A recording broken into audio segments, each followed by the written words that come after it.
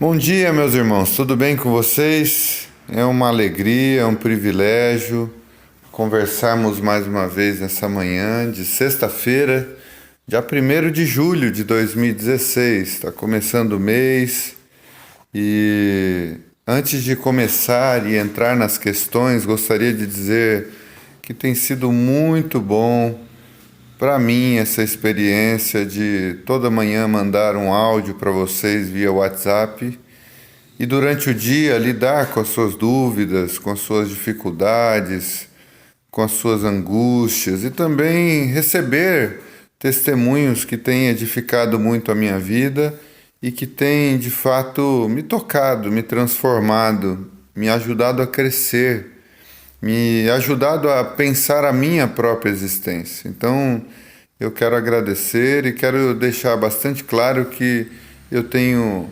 aprendido muito com essa experiência. Eu não estou apenas ensinando, mas eu estou aprendendo muito nesse processo. Conforme combinamos ontem, eu gostaria de responder algumas perguntas e vieram na minha direção 3 perguntas. Uma da Priscila, de Belo Horizonte, e mais 2 do meu amigo Wilson, do Rio de Janeiro. Bom, a pergunta da Priscila é a respeito de sexo antes do casamento. Essa é a dúvida dela.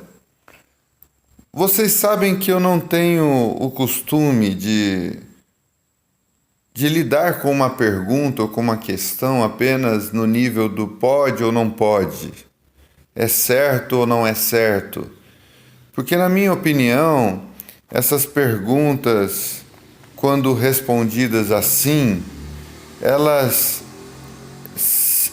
ficam empobrecidas. Elas, na verdade, perdem a oportunidade de refletir a respeito do assunto.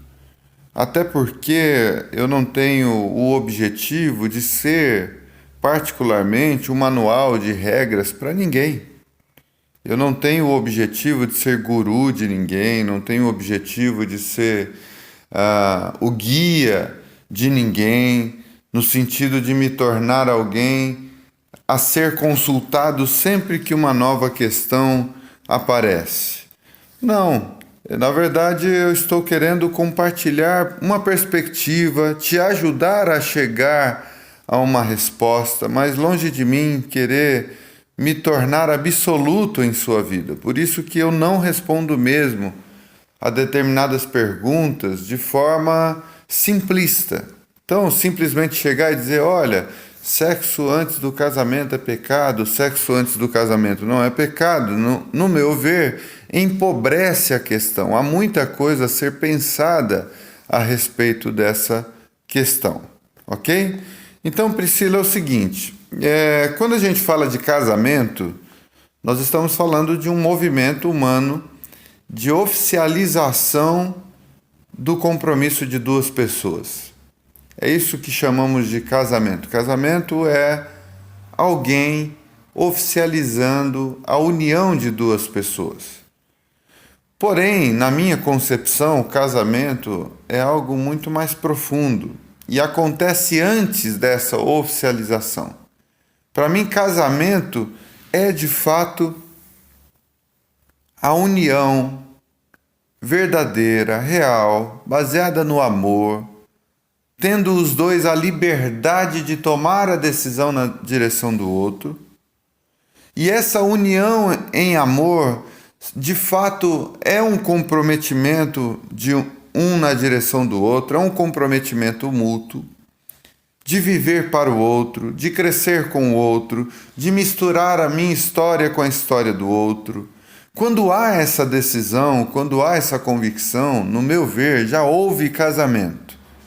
Mesmo antes de a separação física daquele rapaz dos seus pais para ir morar com a pessoa, mesmo antes da cerimônia de casamento, daquela questão pública que a maioria das pessoas se submetem, para mim o casamento acontece quando de fato um tomou a decisão livre, espontânea, consciente na direção do outro, de fazer do outro o seu cônjuge. Para mim, aí já houve casamento. O sexo, ele é, na verdade, o ápice do prazer e da alegria e da celebração desse amor. Agora, se a sua pergunta é: eu posso ou não posso fazer isso antes da cerimônia de formalização da união? Para mim é uma escolha de cada um. Para mim, ninguém tem que meter o bedelho, vamos dizer assim, na sua vida e dizer: você não pode ter sexo antes de a gente oficializar as coisas. Vocês não podem ter sexo antes, não é, de vocês estarem diante da sociedade. Isso, na verdade, é uma questão cultural. Então, ao longo da história da humanidade, cada cultura tem o seu costume, não é? E cabe a cada ser humano se submeter ou não a esses costumes. Por exemplo, nós lemos Isaac tendo um primeiro encontro visual com a sua, não é, possível esposa, e no primeiro encontro ele teve relações sexuais com ela. E o texto diz que foi dessa forma que ele foi consolado a respeito da morte de sua mãe. No Novo Testamento, por exemplo, havia um outro tipo de costume, havia uma outra realidade cultural a respeito do casamento, onde, por exemplo, José só teve relações sexuais com Maria depois de uma determinada oficialização. Então cumpriu-se um período de noivado, onde já era inclusive considerado casamento, e só depois de uma outra realização cerimonial é que aconteceria de fato a relação sexual de um com o outro. Então, veja que isso é uma questão cultural. Então, tanto as pessoas que dizem assim: eu quero me guardar para depois da cerimônia de casamento, como fazem tradicionalmente a minha família, por exemplo, eu quero cumprir essa norma cultural, vamos dizer assim, eu quero me submeter a ela, não é? Ou então alguém que diz assim: não, eu não quero me submeter a ela, eu amo o meu namorado, a gente já tem uma data inclusive marcada para poder se juntar, morar juntos e oficializar isso tudo, e a gente está desejando um ao outro, e a gente decidiu que quer fazer isso antes da cerimônia, etc, etc. Então, para mim, na minha opinião, se é feito com consentimento, com amor, com comprometimento de fato de um com o outro, para mim, esse é o sentido do sexo. O sexo não pode ser banalizado por quem pratica com um a cada noite, ou o sexo não deve, na minha opinião, ser algo praticado simplesmente pelo prazer, prazer pelo prazer. O sexo, na minha opinião, não deve ser banalizado como aquelas pessoas que mal conhecem o outro e já vai se entregando, já vai se dando, já vai se oferecendo ao outro, não é? Ao mesmo tempo que, para mim, o sexo ele deve acontecer no meio de comprometimento em amor. E essa deve ser uma decisão de cada um, e cada um que decide nessa ou naquela direção deve então arcar com as consequências positivas e negativas das suas decisões. Então é dessa forma que eu vou ensinar a minha filha, é nessa direção que eu acredito, não é? Agora, veja que com isso eu estou dizendo que se a pessoa é madura, se a pessoa tem um comprometimento de fato em amor com outro ser humano, na minha opinião, o sexo ele vai ser um complemento, a bênção e a alegria da satisfação desse privilégio. Deus é tão bom que deu a gente essa alegria, esse prazer de, além de convivermos com quem a gente ama, de trocarmos experiência um com o outro, de aprendermos tantas coisas com a história do outro, também de nos alegrarmos uma entrega corporal, psicológica, emocional, até espiritual. Ambos se tornam uma só carne E é tão bonito quando a gente vê um casal que se realiza em todos os aspectos no seu casamento, no seu comprometimento em amor, não é? Fisicamente, emocionalmente, sexualmente. Então, o sexo é uma bênção da graça de Deus na nossa direção e deve ser, obviamente, praticado com responsabilidade num contexto de compromisso. Eu espero ter conseguido te explicar aquilo que acredito e aquilo que aconselho. O Wilson, meu amigo do Rio de Janeiro, perguntou o seguinte. Deixa eu pegar a pergunta dele aqui. Cadê? Aqui. Bom dia, Rodrigo. Semana maravilhosa, edificante, principalmente por compartilhar os áudios e ter conhecimento que pessoas foram abençoadas. Que bom, Wilson. Minha pergunta é a seguinte: no meio religioso evangélico, tenho o costume de afirmar que uma criança, quando morre, ela está automaticamente salva porque é pura. Rodrigo, eu não creio que um ser humano possa ser salvo porque é puro. Até porque todos nós nascemos com o pecado de Adão. Creio que somos salvos pela obra redentora de Cristo. Estou certo, mano? Olha, Wilson, na minha opinião, é a minha opinião, tá? Eu acho que a gente, na verdade, nem deveria estar cogitando, vamos dizer assim, essas coisas. De quem é salvo, quem não é salvo. E nesse aspecto que eu vou te dizer agora, existe uma linha teológica que vai dizer que a criança ela vai para o inferno. Toda criança que morre vai para o inferno porque ela não creu em Jesus Cristo. E acredite, eu conheço inclusive um pastor que diz, que me afirmou que acredita que toda criança vai para o inferno. Há outros que dizem o seguinte, que apenas as crianças dos crentes vão para o céu. Então, se você é o que eles chamam de eleito, predestinado, então os seus filhos são salvos, enquanto os outros filhos dos outros homens que não são predestinados e eleitos vão para o inferno. E há outros que dizem não, as crianças, devido à sua ingenuidade, devido à sua incapacidade, inclusive mental, intelectual, de crer, elas todas irão para o céu. Sabe qual que é meu posicionamento? Deus sabe cuidar da gente. Eu confio no amor, na misericórdia, na graça e na justiça de Deus. Eu não preciso deliberar sobre esse assunto. Eu não preciso nem criar uma opinião formada a respeito desse assunto. Eu só sei que Jesus disse que dos tais é o reino dos céus. É isso que eu aprendo com Jesus. Então, eu particularmente acredito que toda criança que morre terá um fim agradável da parte de Deus. Nesse sentido, eu acredito como esses irmãos que dizem que a criança ela não tem maturidade, vamos dizer assim, para de fato crer ou não crer.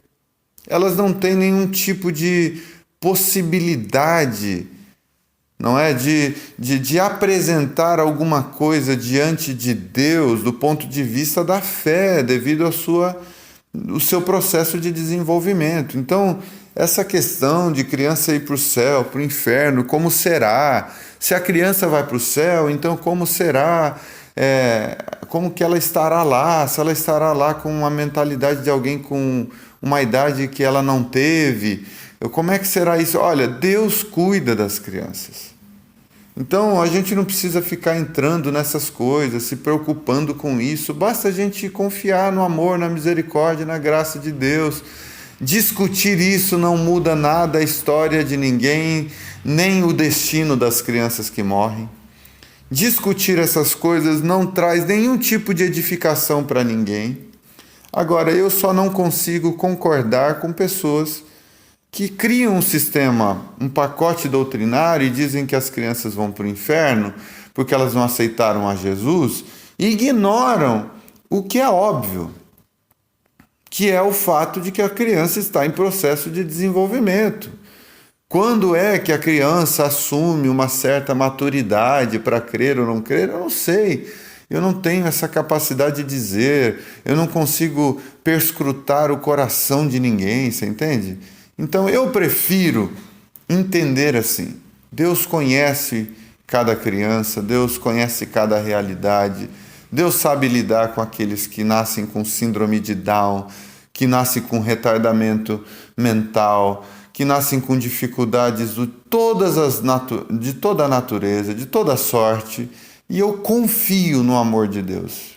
E isso me faz descansar e me faz ter a tranquilidade de alguém que não precisa saber de tudo, não precisa dar resposta para tudo. A minha convicção pessoal é que Deus as tratará com amor, misericórdia e bondade. Como será isso, não sei. Qual será os desdobramentos disso na prática, eu não sei. E, na verdade, eu nem acho que preciso saber. Tá? Então, eu não acho que você esteja certo nem errado. Eu só acho que é um tema que a gente não deveria se preocupar. Porque Deus sabe tratar das coisas com todo amor, misericórdia, sabedoria e justiça. E é quando eu encontro situações que não há respostas aparentes para aquilo, né, que eu preciso recorrer a suposições para ter uma opinião a respeito daquilo, então eu prefiro não criar as minhas suposições e prefiro confiar na graça e no amor de Deus. Tá bom, meu amigo Wilson? Outra pergunta que ele fez: por que é tão difícil os evangélicos aceitarem que somos de Jesus, que vivemos o evangelho mesmo não fazendo parte de instituições? Essa é simples. É porque eles viveram a vida inteira sendo doutrinados que a igreja deles é a única certa, de que o templo que eles frequentam é a casa de Deus, de que o dízimo que eles oferecem é para não roubarem a Deus, e os rituais religiosos que eles fazem no templo e diante do sacerdote, que é o pastor, é aquilo que eles receberam como instrução a vida toda, como sendo condição para agradar a Deus. Então, se você não se submete aos mesmos padrões de comportamento, aos mesmos rituais religiosos, à mesma agenda religiosa, é natural que essas pessoas achem que você está no inferno, que você não tem Jesus, que você está perdido, que você está profundamente enganado, que você está de fato condenado por não se submeter às mesmas regras religiosas. Então, por que eles têm dificuldade de acreditar que pessoas que se reúnem de forma simples nas casas ou em ambientes sem a estrutura que eles possuem, por que eles têm dificuldade de crer que essas pessoas de fato estão firmadas em Deus? É simples, porque no fundo, eles acham que a salvação deles está anexada a essas obras de justiça religiosas que eles produzem frequentando todos os cultos, campanhas, reuniões, escolas bíblicas dominicais, células e tudo que a igreja promove como sendo algo de Deus, não é? Então a salvação deles está garantida a partir desses rituais, das ofertas, dos dízimos, do comprometimento deles com os cargos religiosos, com a atenção que eles dão à palavra do pastor como sendo palavra de Deus. Então, quem não se submete a isso, na cabeça deles, não tem por que herdar o reino dos céus. Afinal de contas, como é servir a Deus? Como é esse negócio de servir a Deus fora do templo, fora da religião, ou fora de uma cobertura espiritual? Então, para eles não faz nenhum sentido que isso aconteça, que haja vida fora do aquário, que haja vida fora das instituições, que haja vida fora do templo, da liturgia e do movimento religioso que eles pertencem. Então, se não enxergam que há vida fora daquilo, obviamente, quem está fora daquilo não está em Deus, não está obedecendo a Deus e não está vivendo para a glória de Deus. Tá bom, meu amigo? Deus abençoe você, Wilson. Deus abençoe você, Priscila. Espero ter, de alguma forma, sido útil para reflexão a respeito desses temas, tá bom? Um abraço para todos vocês. E lembrem-se que todas as mensagens que eu tenho compartilhado com vocês estão sendo registradas num canal do YouTube. Então, se você digitar lá Rodrigo Campos, Pense a Vida, no YouTube, você vai encontrar o meu canal. Aliás, eu vou fazer o seguinte, junto com o link desse vídeo, eu vou deixar também o link do canal no YouTube. Então entra lá, se inscreve lá, é uma outra forma de você se manter atualizado quando eu fizer um vídeo e postar na internet. Então ele vai mandar uma notificação no seu e-mail, te avisando que um novo vídeo já está aí disponível para você escutar, tá bom? Eu tenho 2 canais do YouTube, o meu particular, Rodrigo Campos, que tem mais ou menos uns 130 vídeos, e tem também o canal Pense a Vida, que é um movimento meu com meu amigo Rafael, onde nós fazemos o diálogo entre amigos. Tem a minha página no Facebook, que é www.facebook.com/RodrigoAPCCampos. Rodrigo APC Campos. E tem o site www.penseavida.com.br. Tá bom? Um grande abraço e até amanhã, se Deus quiser. Tchau, tchau.